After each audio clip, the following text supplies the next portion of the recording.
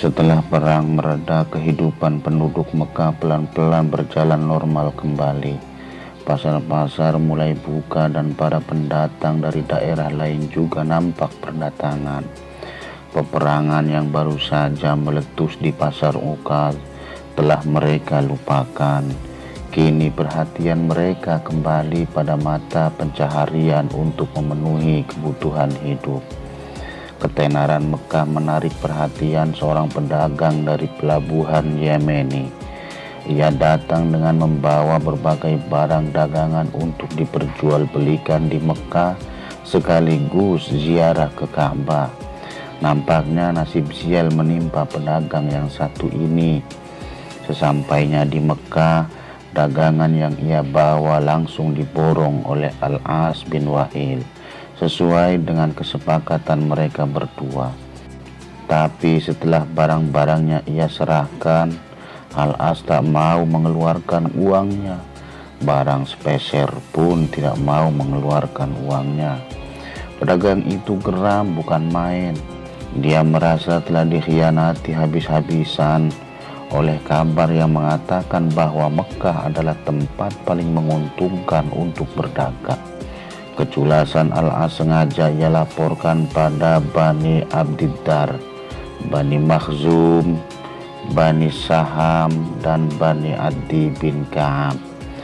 Dia berharap kelompok tersebut berkenan membantunya untuk menagih Al-As yang telah berbuat culas.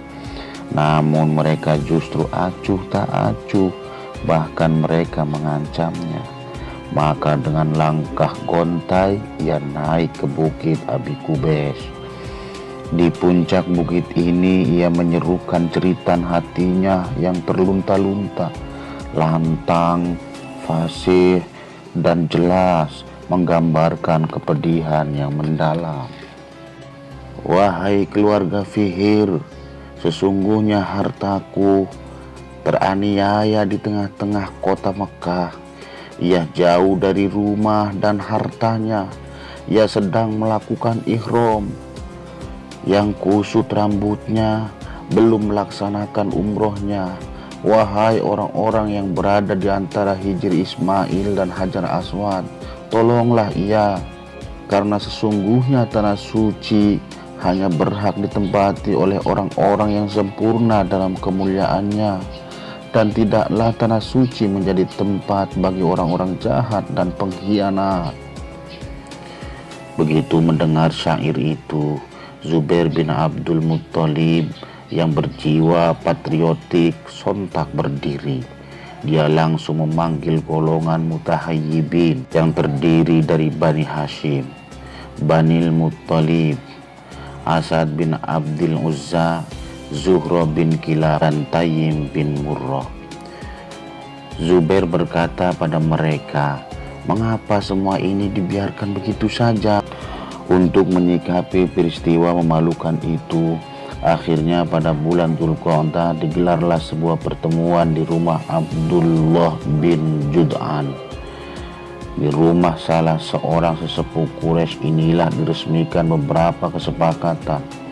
Inti dari kesepakatan tersebut adalah menindak tegas segala bentuk pelanggaran, baik pelakunya orang Mekah sendiri ataupun dari luar Mekah. Hal ini dimaksudkan agar kezaliman tidak merajalela di kota Mekah. Di samping itu, perjanjian tersebut juga bertujuan agar semua pihak yang dizolimi mendapatkan haknya kembali. Ketika sumpah itu digelar, Nabi Muhammad juga hadir di sana. Hal ini terbukti dari sabda beliau yang diriwayatkan Ibnu Ishaq. Aku beserta paman-pamanku telah menghadiri suatu perjanjian yang diadakan di kediaman Abdullah bin Jud'an. Jika dibandingkan dengan sumpah itu, maka aku tidak lebih berbangga diri seandainya memiliki hewan yang terbaik sekalipun. Seandainya aku di masa Islam diperintahkan untuk mentaatinya, niscaya akan kutaati. Setelah perjanjian itu disepakati, Mereka segera pergi ke rumah Al-As untuk mengambil barang-barang dagangan orang Zubaidi yang dikhianatinya. Akhirnya dengan bantuan beberapa orang yang memprakarsai perjanjian inilah pedagang itu bisa mendapatkan haknya. Kini ia bisa menikmati hasil dari penjualan barang dagangannya yang jauh-jauh dibawanya dari pelabuhan Yemen.